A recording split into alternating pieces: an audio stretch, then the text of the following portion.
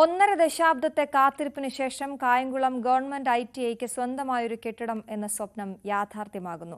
ITIക്ക് പുതിയ കെട്ടിടത്തിനുള്ള സ്ഥലം ഏറ്റെടുക്കലിലെ പ്രതിസന്ധി കളക്ടർ ഇടപെട്ട് പരിഹരിച്ചു.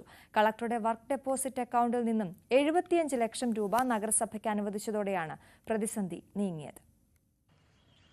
കായംകുളത്ത് 17 വർഷം മുമ്പാണ് തൊഴിൽ വകുപ്പ് ഗവൺമെന്റ് ITI ആരംഭിച്ചത്. നഗരസഭാ ഷോപ്പിംഗ് കോംപ്ലക്സിലെ കടമുറിയിലാണ് നിലവിൽ ITI പ്രവർത്തിക്കുന്നത്.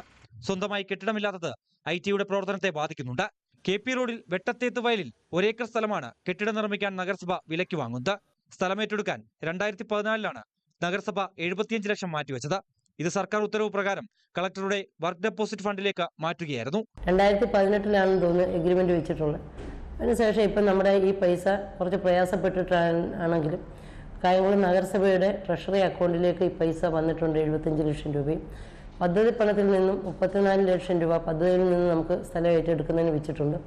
ബാക്കി പൈസ നമ്മുടെ തനത് ഫണ്ടിൽ നിന്ന് എടുത്തുകൊണ്ട് തന്നെ നമ്മൾ എത്രയും പെട്ടെന്ന് തന്നെ ഈ ഭൂമിയെ നഗരസഭയുടെ പേരിലേക്ക് ആക്കാനുള്ള എല്ലാ നടപടിക്രമവും പൂർത്തീകരിച്ചുകൊണ്ടിരിക്കുകയാണ്. സ്ഥലം വാങ്ങാൻ നടപടി ആരംഭിച്ചപ്പോൾ വസ്തുവിന്റെ ഉടമകളിൽ ചിലർ എതിർപ്പ് പ്രകടിപ്പിച്ചതിനാൽ നടപടികൾ കാലതാമസം നേരിടുകയായിരുന്നു. പിന്നീട് സ്ഥലമുടമകളുമായി നടത്തിയ ചർച്ചയിൽ ITI നിർമ്മാണത്തിന് സ്ഥലം വിട്ടു നൽകുന്നതിന് ഉടമകൾ സമ്മതം അറിയിച്ചു.